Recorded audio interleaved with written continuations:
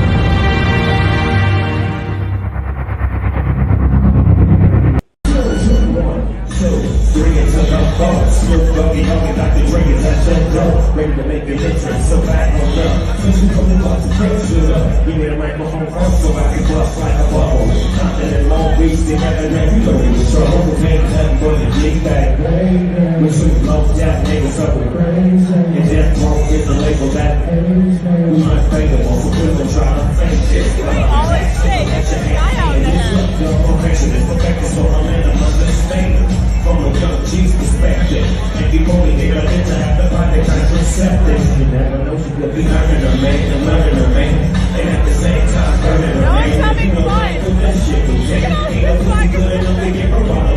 The conversation, of course, started with just me saying, Chris, what are you doing? You are gearing up to go out. I think we knew that we were both gearing up. We're both gearing up, and I'm smart enough to always check to see what Kevin's doing before I go on tour, because I'm not getting stomped by Kevin. It's just not happening. So I give him that respect. I go, you know, Jay-Z doesn't drop he checks with Drake before he drops a record. Yes, he's been around longer, but he's just realist. So I'm like, okay, I'm gonna go out. What's Kevin doing? I said, why don't we do something together? What do you think about doing New York, like destroying New York? What's the difference between a wet raccoon and Donald J. Trump's hair?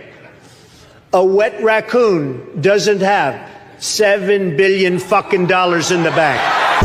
Involved, excuse me, my turn. You said you went to Delaware State, but you forgot the name of your college. You didn't go to Delaware State. You graduated either the lowest or almost the lowest in your class. Don't ever use the word smart with me. The total initiative relative to what we're going to do with more Border Patrol and more asylum officers. President Trump?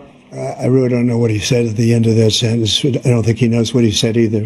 And your father was never considered smart. He was never considered a good senator. He was only a good vice president because he understood how to kiss Barack Obama's ass. Are you ready? Can I talk? Yeah, what's the answer? Do you mind? I would like for you to answer the question. Okay, it's very simple to answer. That's why I asked it. It's very simple to, you're a nasty person. Don't be rude. I'm not going to give you a question. You are fake news. If I were running The View, I'd fire Rosie. I mean, I'd look her right in that fat, ugly face of hers. I'd say, Rosie, you're fired. You've called women you don't like fat pigs, dogs, slobs, and disgusting animals. Your Twitter account... Only Rosie O'Donnell.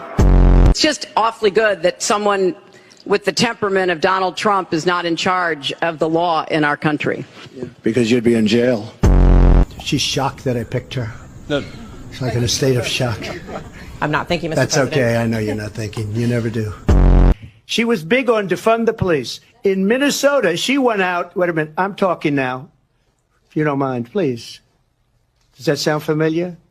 His visceral response to attack people on their appearance, short, tall, fat, ugly.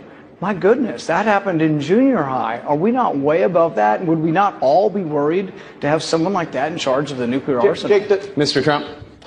I never attacked him on his look, and believe me, there's plenty of subject matter right there.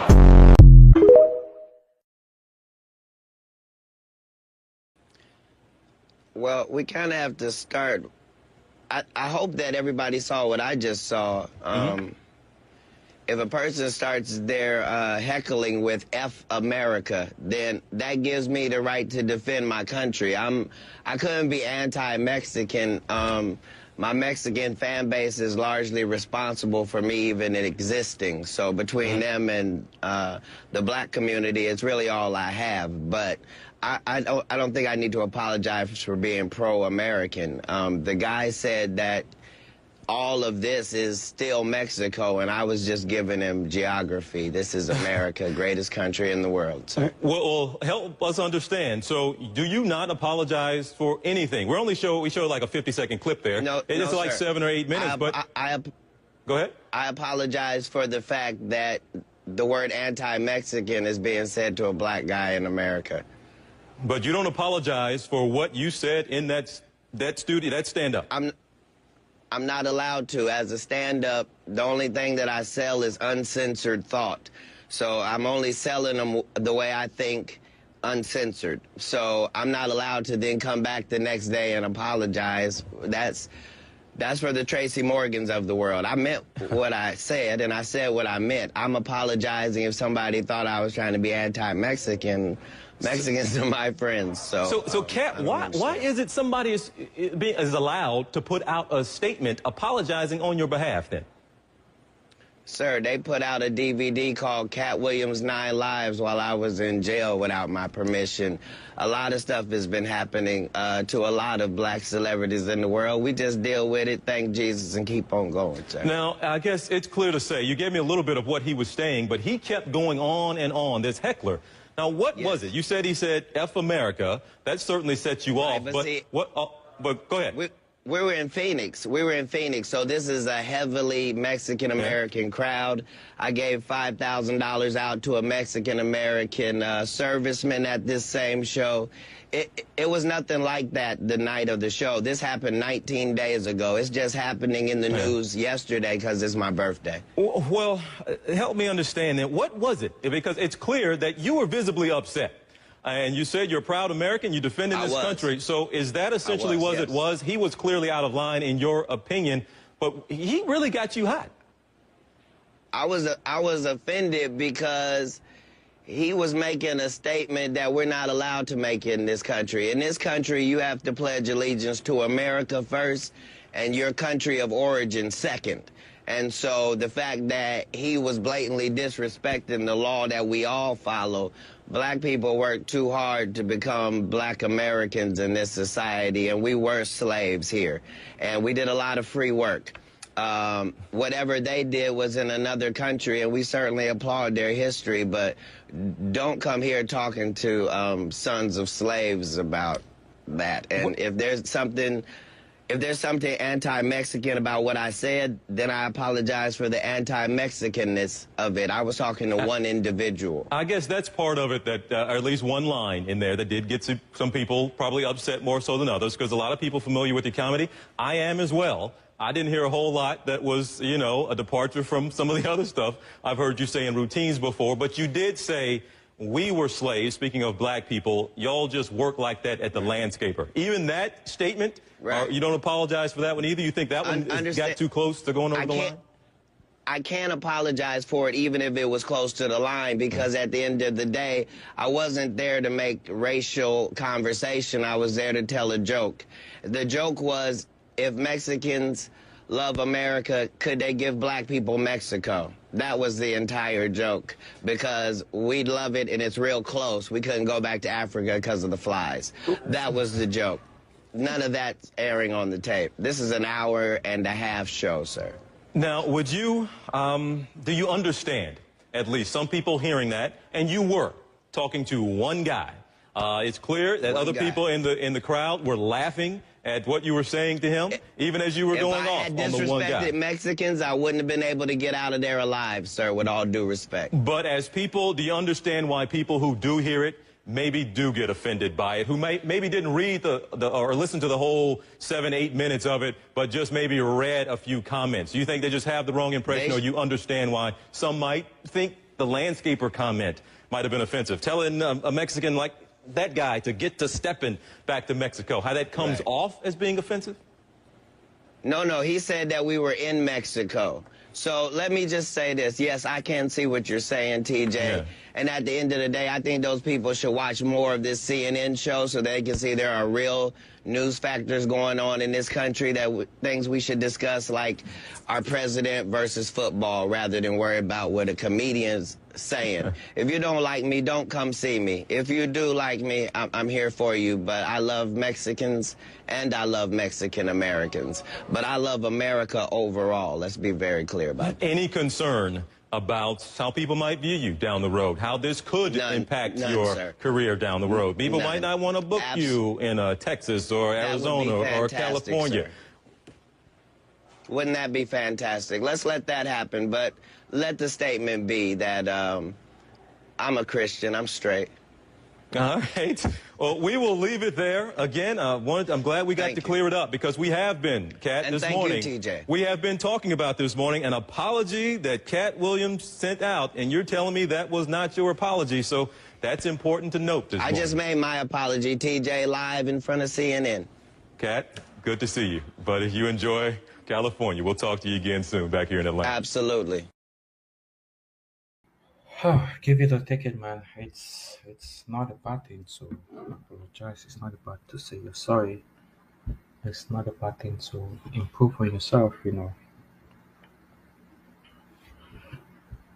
And if you to go to watch a comedy, stand-up comedy, don't expect that everything will just be nice. The comedy, you know, you may not like what they say. It's, at the end of the day, it's jokes. It is protected under the comedy jokes free and fair speech, meaning that A comedian is allowed or permitted to talk whatever he or she wants to say at a comedy show under the pretext of comedy. Under the comedy, you know,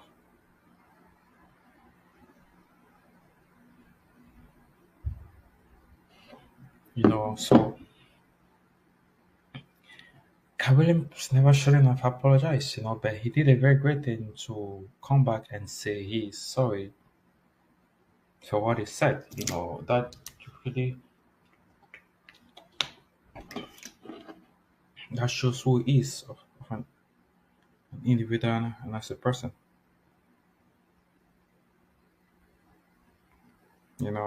Life is not perfect. We all make mistakes at the end of the day.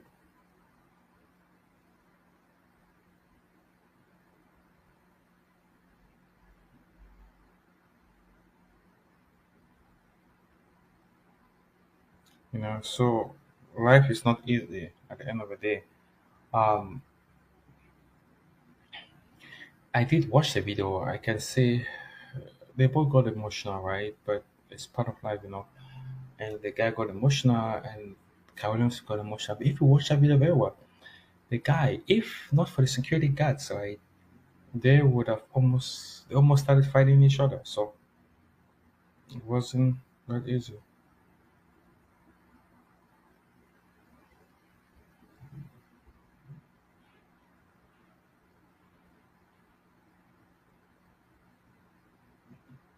So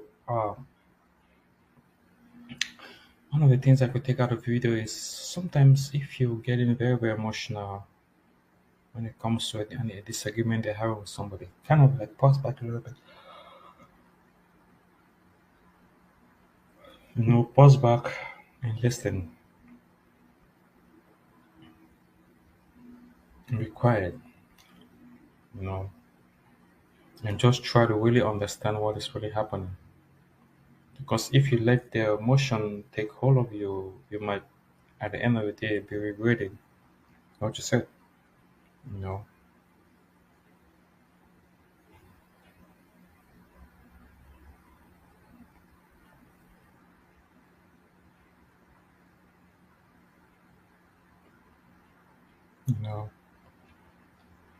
So it is not easy.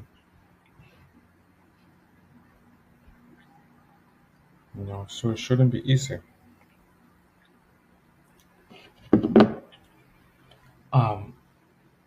You don't really find a lot of people apologizing like how you see Cat Williams really apologizing. Most of the time, you don't find a lot of people doing that. So it is an awesome thing.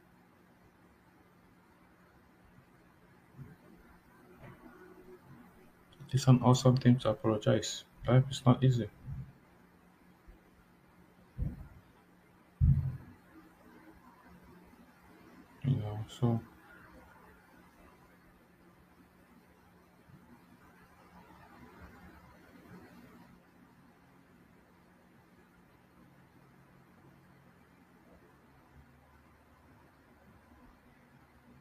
So it is not easy.